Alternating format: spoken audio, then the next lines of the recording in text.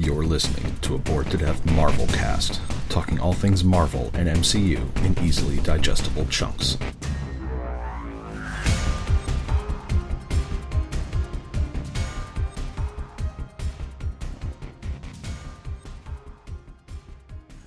Hello again, ladies and gentlemen, and other assorted gender assignations. Welcome back to the Bored to Death Marvelcast. I am Jay, being joined by Zeke Chris. Sam and the Peanut Gallery would be joining us for this, but Sam's not feeling very well right now, and he's already watched this week's episode of Hawkeye and has said while he enjoyed it, he doesn't really have much to say about it. Well, come on, only admit what's happening here. You know, you got this thing that drops on Wednesday, and we do things on a weekend because we have lives. Yes. And the internet's known for one thing besides porn, and that's spoiling every damn thing out there. Yep. And it's been a bit tricky trying to avoid spoilers and all sorts of other speculation that people have been making. Especially when you go through the YouTube algorithm, the Facebook algorithm, the iTunes algorithm, and every other algorithm. Everything's social media, basically. I should note we are recording this after having watched the episode, rather than doing an intro, then binging, and then recording. Like we're trying something new. We're sort of playing around with the format a little bit. We're still trying to avoid doing like a beat for beat discussion of what happened in an episode. God, this snippet is spoiling so much. Yeah, but this episode introduced Echo, is what she's called in the comics. Here, she's just called Maya. We didn't find out what her last name was, but Angelou. That's how badass she is. She doesn't have a last name. That's true. She doesn't need one. But yeah, she was. We saw her at the end of episode 2, where it was more or less established that she was deaf. Although it's one of those things where they didn't overtly say it, but if you could piece it together from context in the scene. But here we got to see a flashback of her in like 2007, going to school and doing well despite being deaf. And we saw her and her dad, playing, doing like shadow puppets, and then discussing things. And then we saw that she was taking like karate training and with a missing leg. Yeah, and she's also missing a leg. She has a prosthetic, and that scene also set up her uncle, or at least somebody that her dad called her uncle. Someone with a very big hand and a black suit. Vincent D'Onofrio. Sorry. Yeah, the way the way everything that we've been trying, that Zeke and I at the very least were trying to avoid on social media for the last few days. Nothing like going through YouTube. Kingpin. Stop with the kingpins. Nothing's been confirmed yet. The only thing that I've heard supposedly that's been confirmed is that Yelena will be in the show at some point in time. Don't know when. Black Widow's sister, for those in case you've forgotten. Yes. Well, not her sister. They grew up together. Yeah. Family does not meet blood. That's true. We here in the Bored to Death clan, we are family, a weird fucked up family. When did we become a clan? That's just what I've always been calling it. After we started doing Mandocast. Yeah. That's where it came in. I'm the one on the last boat. Got it.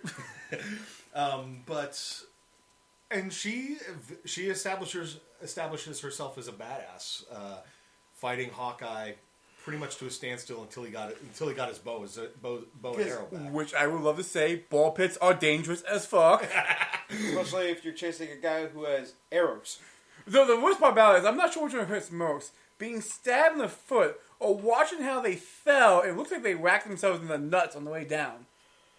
I didn't see that. I didn't see that either. I just saw them fall into the ball pit. But yeah, he was not holding back with the arrows. That one guy got his hand pinned to a wall. There were more than a few guys getting arrows like in the shoulders and in the legs and everything. And then the car chase. He avoided the knees. This is true. The car chase, though. Love that part. The car chase was. I definitely enjoyed it, especially that the shot at the beginning of it where it's just the camera's like in the back seat and it's just sort of swiveling, back and forth. It's like one of those classic car chase scene camera moments where the camera's probably stationed like in the middle and it's just slowly spinning around so that way you can see everything happening almost all at once. Showing the pursuing vehicles out the back window, swiveling back around to show the heroes in the front seat as they're talking and sorting out which arrows are too dangerous to use. And the fact that Hawkeye's all like us, like I'm not destroying a very nice car in a chase. He knew the vehicle was going to get destroyed. Yeah, He's like, I'm not doing that to that car. Yeah, because they had like a choice of vehicles, either like an older model car or this Dodge Challenger or whatever. Pimped out Dodge Challenger. Yep. Though I was still waiting for the black Charger to show up.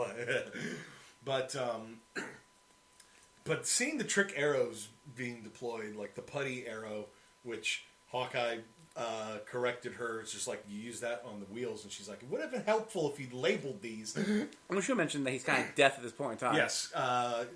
Echo pulled out his hearing aid and smashed it during the fight. I'm not going to lie, I was hoping for a teachable moment there, because she sat there and said, you rely on your tech too much. Then she knocked out the hearing aid, and then crushed it. I was hoping that it'd be like one of those moments like... Do we really want to say that to Tony Stark? But I was hoping... You can't say it to Tony Stark. He's dead. Ouch, too soon. Ouija board. What? Ouija board. Oh, God. Imagine trying to use a Ouija board to contact Tony Stark. Wait. Hey, Dr. Strange, could you help us try to talk to Tony Stark? We brought the Ouija board with us. Why do you need a Ouija board? Open portal. He's right there. Yeah, there probably is a portal that leads to an afterlife somewhere. But I was hoping for it's eventually gonna happen at some point. It's gonna happen. I was really hoping for that moment where he learns a little bit more and improve himself better to fight a deaf person as a deaf person. The Pym arrow though, Jesus Christ, that was fucking awesome. Just shoot up. Just shoot up. Why? Just shoot. Pew. He's like, wait for it, let go. Arrow goes from normal size to giant size and crushes a pickup truck. Blows it up, too. I love how you guys all lost your mind. I didn't even see it say Pym. I'm like, why you guys... And it goes big, like, oh my God! Yeah, exactly. It was like the car chase and everything was just hilarious. And, of course, Kate is just constantly cracking jokes about... and being, well, not so much jokes, but just throwing sass at him. And, of course, he can't hear a word she's saying because he doesn't have his hearing aid. And all you hear is everything is just muffled. Yeah.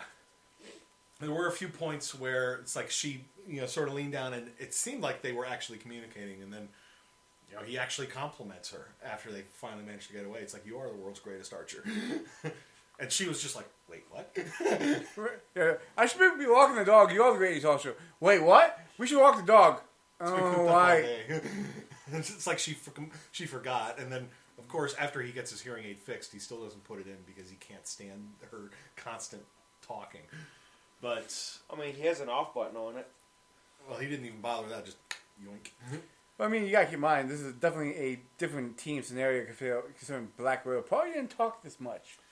Yeah, and even then, they got along well enough, and while she could be sassy, it's just like she didn't yammer constantly. There's also one of the things that he said, actually, in the restaurant, I'm not a role model. He's still beating himself up. Yeah. And now he has a partner. Well, it's not so much that because of what happened to Black Widow. He's also talking about everything he did as Ronin, even though she doesn't know that he's Ronin. Yeah, that's why she was like, was Ronin somebody that you knew? And he was like, sort of. Yeah.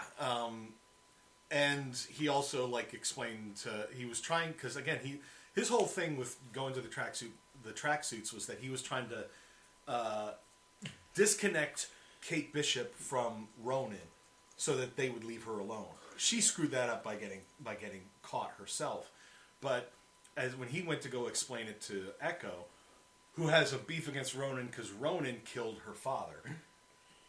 My name is Echo. You killed my father. Prepare to die. Yeah. Except all in sign language. Yeah, that's true. But he tried to explain that Ronin is dead, and she asks, like, well, who killed him? And he says Black Widow. Technically true.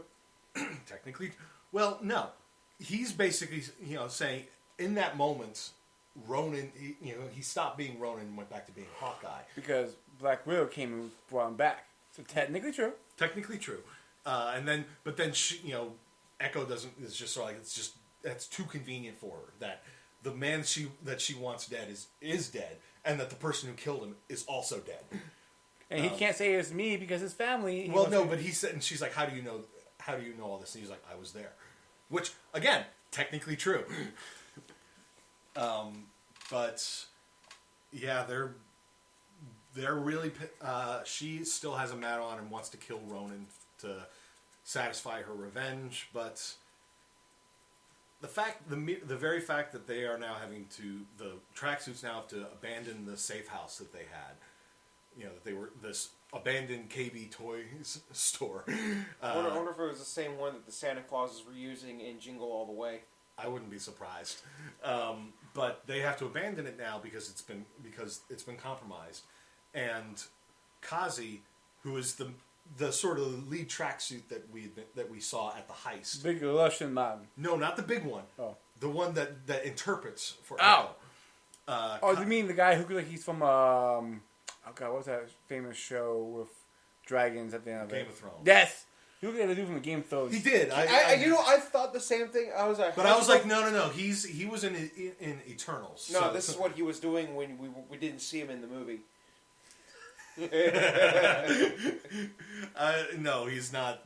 He is not that guy. He does look very much like he could have been an extra on Game of Thrones. I looked at it. I was like, "Kid, what are you doing in here?" But I kind of now want to look up what else that actor has been in. But you have the same issue I had when he brought Big Russian man into picture. I'm like, I know him from something. So you pulled a Leonardo DiCaprio on that meme where he's pointing at the screen. yeah, I know this man. I have not seen this meme. Trying to see what else he's been in, but the main thing apart from this was he was in Les Miserables back in 2012. Is that Oh, that's the movie about the whorehouse. No, you're thinking of Moulin Rouge. Oh. And even then, that wasn't a whorehouse. That was just a burlesque theater. They prefer to be called entertainers. Thank you very much.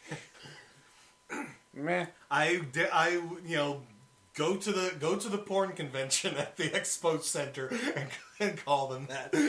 They'd probably be fine with it, but at any rate, They get paid good money, so what matters. yes, They get paid more money than everybody in this house combined. this Yes. is true. Makes me think we're in the wrong business. Anyways, Yeah.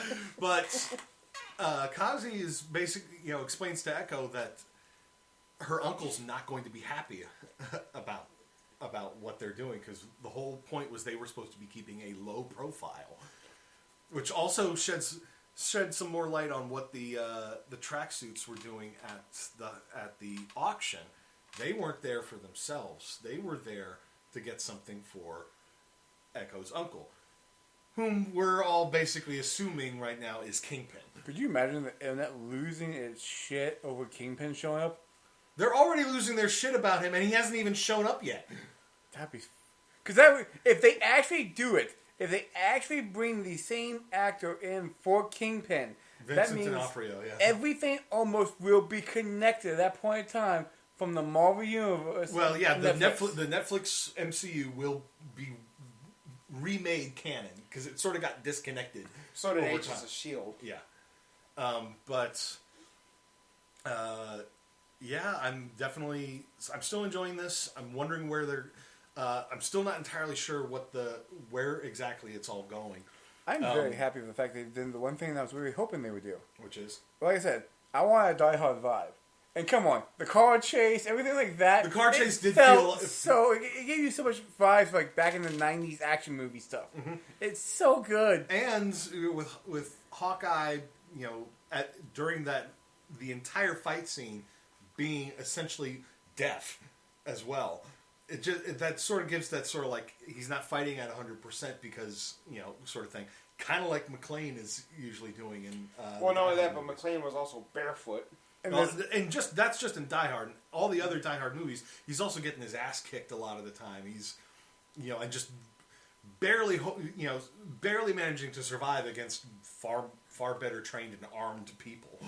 And then there's the fact that they keep playing Christmas music during every high speed thing. It's like, is that Beethoven's Fifth? Oh my God, what are you guys doing? Yeah, I liked them using like Christmas songs like in all of that, and then it just sort of cuts out, gets muted. It's the Christmas season. Now we got to talk about like the pretty emotional scene where Hawkeye was talking to his son, thinking that it was his wife. Yeah, it's like it's after they've managed to, after the car chase, they've gotten back to Kate's aunt's house or apartment, and she's taken the pizza dog for a walk. Lucky. Pizza dog. She finally named him in this episode. She named him Pizza Dog. That's not gonna stick. Come on, we all know what the dog's name is actually going to end up being. That's not gonna stick. The Pizza Dog.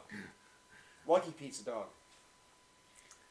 At any rate, she's out of the apartment as he's just like using some like frozen peas to soothe the aches and pains from the fight. You gotta let the dog piss somewhere. And as she gets back, he hears his phone buzzing, so he answers it.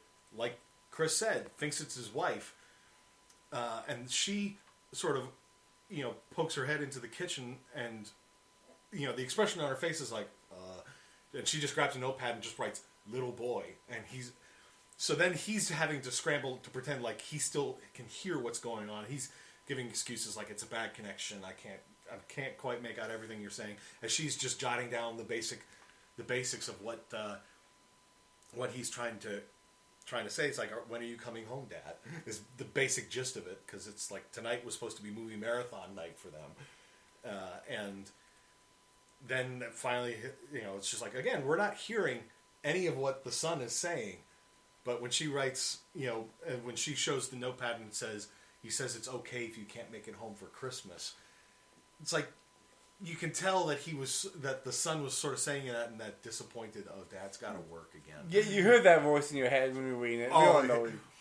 I mean, it not at first, but it was like afterwards. It's just after I was like, oh no. Yeah, it was. It was a tough scene and made Kate feel all the more guilty over her sort of screw ups. That like her decision to put on the suit has now pulled Hawkeye away from his family, and she's still trying to like help him out with like branding, be like, you need a flashier costume. He's like, that goes against everything that I try to be. I'm not supposed to stand out. I'm supposed to be a ghost. I'm not supposed to be DC. They could give him more his Ultimate Universe counterpart's That's costume, which is suggest. Like, instead of purple, it's like mostly black with red. Yeah. I wouldn't be surprised if that's sort of where they go, but instead of red, it's purple. I mean, you do see they've been hitting on the purple a lot. And this episode, the putty arrow was purple. There was the smoke arrow, which also was purple. I was saying, you do see the image in front of us, right? Yeah, the image here on the Disney Plus app. The still image for the episode, purple. Now, Disney is known for shenanigans, so this could be a decoy. Could be. Probably isn't it? That is probably going to be the suit that he ends up getting. How? I'm not sure. She makes a phone for Christmas. How? It is like 2 days from Christmas right now in universe. Because she felt bad. She went to the Asian woman who could fix everything and got able to make a suit. It's like, okay, I fix. Take 5 minutes. You pay cash. Cash only, yeah. But I'm still enjoying this. I'm still not sure exactly what the end goal is for like what the Tracksuits / the Kingpin want from the heist. What Jack Duquesne is up to.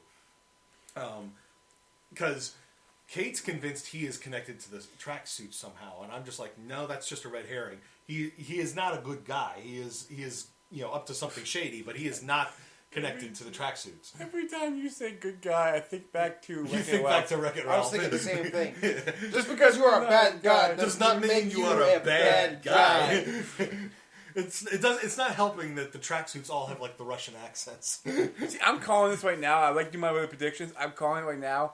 They're going to make the red herring be the target of the tracksuit mafia by saying he's Ronin because he has the sword and he did pull it out at the end of the season. I suspect that's probably what. I suspect you're right. They will probably use that as a, to try to deflect attention away from Kate and Hawkeye to make Jack Duquesne the swordsman. Because I did look or saw online that he is a character in the comics and he is called the swordsman or swordsman. Yeah, I had to look that one up. Swordsman was apparently a villain for Hawkeye, and then he turned hero after a while. Okay. Well, who knows? Maybe it will turn out that, he comes across as shady and actually he's not that bad of a guy. Who knows? But I was sort of joking during the fight at the KB toy store, as the tracksuits are all trying to find Hawkeye. I was just sort of like, and I thought Punisher was bad. Oh yeah, because wasn't one of them supposedly in the prison with Punisher in season 1? The big one. Yeah. The one like I know him somewhere. That's probably where. It wasn't Punisher season 1. It would have been Daredevil season 2, because Punisher never went to prison. No, I was talking about. Oh wait. Yeah, I was thinking Punisher season 1 for some reason. Punisher season 1, he never went into prison. Well, either way, it was in season 2 of either way, both Daredevil. seasons he gets covered in blood. Yes. God, I really hope they bring Punisher back into all this somehow. Because Jeremy Bernthal was fantastic in the part. I did say I kind of wanted to see him in the Battle of Earth during Endgame. Just with his machine gun up and just doing that as he's emptying his clip into... Supposedly the Russos tried to get the Defenders characters in Infinity War at the beginning, but they were like, we already have too many characters as is. But then it's just like, why not throw them into Endgame? You already have literally every single living character there. See, I'm just glad they didn't. Because the Defenders, no. We don't care about you, Iron Fist. Go away. No, supposedly, from what I'm hearing, they're bringing everybody back except for the actor who played Iron Fist because nobody could stand him. So they're recasting Iron Fist but keeping everybody the same. So Charlie Cox is still Daredevil. Jeremy Bernthal still Punisher. What's her name is still But will it have Jessica Jones. Will it have the universe connection? Would the nurse be there? Night Nurse. I believe so. Like I said, I think because supposedly they're going to bring everybody back. Luke Cage and everything. Luke Cage. Because my original prediction when they canceled Luke Cage was, I was like, watch, they're going to combine the Luke Cage show with Iron Fist, and they're going to form Heroes for Hire. Because they practically hinted at it multiple times. Yeah. In Defenders and in the last season of Luke Cage. Yeah. But, everybody's sort of speculating about everything. I'm just like, if all they bring in is Daredevil, I'll be disappointed, but I'm fine with that. But definitely hoping that they sort of reintegrate the Netflix. The thing is, if they just bring back Daredevil, you realize it's just going to be the faucet just turning on. Because after they see, oh wow, our fan base increased by X%. Let's try bringing these people in now too. Right, and do it. Just talk to Netflix, throw some money at them. No, apparently the other thing that I'm hearing is that supposedly it's going to be on Disney Plus. What, they're going to bring that stuff over to Disney Plus? That's what I was about to say. It's just like, if throw a bunch of money at Netflix. Don't pretend like you don't have any. You got that fucking Disney money. That Disney money that they could have thrown at Sony when Sony said, "You want your Spider-Man characters back here?" Yeah, it's just like literally just give Sony a check. They with no numbers on it. They are hemorrhaging. And you can basically afford it. Here's a blank check. Just write whatever number you want on it. They are hemorrhaging a little bit. I mean, they have been making some bad decisions. I mean, look at Star Wars. The sequel trilogy, I'll grant you, but everything else. Solo was decent. It was just bad marketing, and people just were pissed in general about it for no real reason, as far as I could tell. Shit behind scenes. Yeah, exactly. Rogue One Rogue One was just good. And then The Mandalorian. Bad Batch. The final season of Clone Wars. Mm-hmm. Yeah. And the upcoming Book of Boba Fett. Which people are hyped for. And Ahsoka. Mm-hmm. And Kenobi. Yep. You know, there's a lot of stuff that people are actually interested in seeing. And because Kathleen Kennedy is not, does not have her fingerprints all over everything. Okay, I back my statement. Supposedly. Yeah. We're all hyped because so far everything on Disney Plus for Star Wars has been good. And we're hoping that's going to continue. But, it's just like throw a bunch of money at Netflix so you can just take all those Netflix shows and put them onto Disney Plus. I don't know how... Well, this is another thing that I've read about, so I don't know how true this is, but apparently the rights for all those characters did eventually revert back to Marvel after the shows all got canceled. Yeah. Well, it was always sort of done in conjunction with Marvel Studios / Disney. And then it's just like once Disney got Disney Plus off the ground, then it became a viable option for them. Netflix was just sort of like, so why are we still doing this shit? Fuck you. And then just canceled everything. And so now it's just like Disney's like, all right, well, if you're not going to play with our toys, then we'll just take them back. So, yeah, it's still an interesting show. Very curious to see where things are going. And with everything they've been dropping now about Echo's uncle, he's gonna turn up by the end of the season. And yeah, we're all hoping it's Vincent D'Onofrio as Kingpin. It's the stinger at the end of it. That's gonna be a stinger. Well, if that's the case, then do you think he's in cahoots of sorts with? I can't think of the character's name now. The one who gave U.S. Agent his title as U.S. Agent. The Contessa? Yeah. I don't know. I feel like the Contessa is playing things on a global scale. Kingpin is mostly interested in New York. Which is not a bad decision. It's just like it is a major hub for commerce and, and influence in general across the world. But he's just interested in controlling New York's underbelly. The Contessa is like, I'm forming my own Dark Avengers. Yes, Kingpin becomes in power.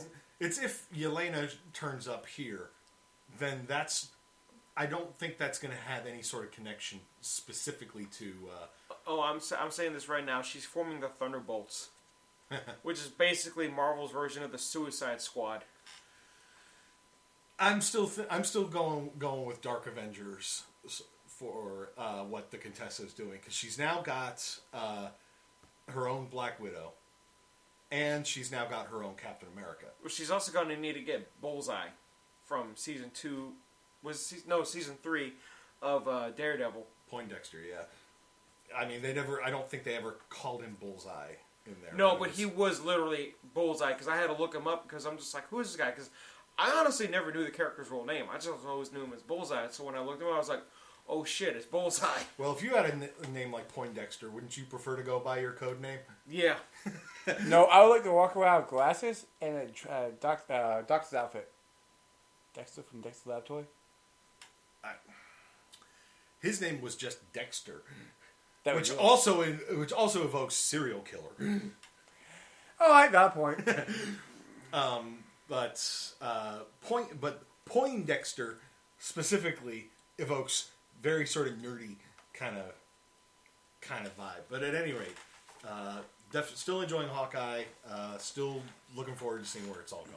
Still sad it's only 6 episodes. Yeah, but we're at the halfway point, so 3 more weeks of this.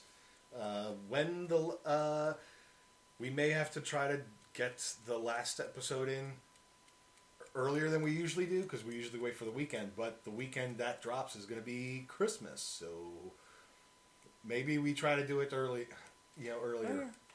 Depends greatly on how everything's going. And it also depends on one other thing. Depends if they drop it. They might not drop it because it is the holiday week. They are dropping. That same week, Book of Boba Fett starts. So if they're going to drop that weekend, they're going to drop the last episode of this that weekend. So we're going to do a combination. We're going to do Marvel and No, we're gonna do them. We're gonna do them separate, but so it's gonna be a Star Wars Christmas. Stop it! Just no. He said Christmas, not holiday. Yeah, but Light Day. I'm sorry. Is it gonna be a Marvel Light Day? Life Day is what you meant to say, not Light Day. I thought it was Light Day. It's Life Day. Life. Oh, they said something else. And they referenced that in the first episode of Mandalorian too. Yeah, and there were plenty of reactors who were like, "Oh my God, did they just reference the holiday special?" And then there was the Mythosaur reference also, which is also from the holiday special. That and his little the weapon that he was using to shock that big alien walrus off of his ship. Yep, but we're now verging off topic, but that's going to wrap up this edition of the Marvelcast. So for Chris and Zeke, I am Jay, and we will see you next week. I wonder where he gets his arrows from. Thanks for listening to the Bored to Death Bingecast. Be sure to check out our library of past podcasts via CKCC Radio or via our YouTube channel, and give us a like and subscribe. We'll see you after our next binge.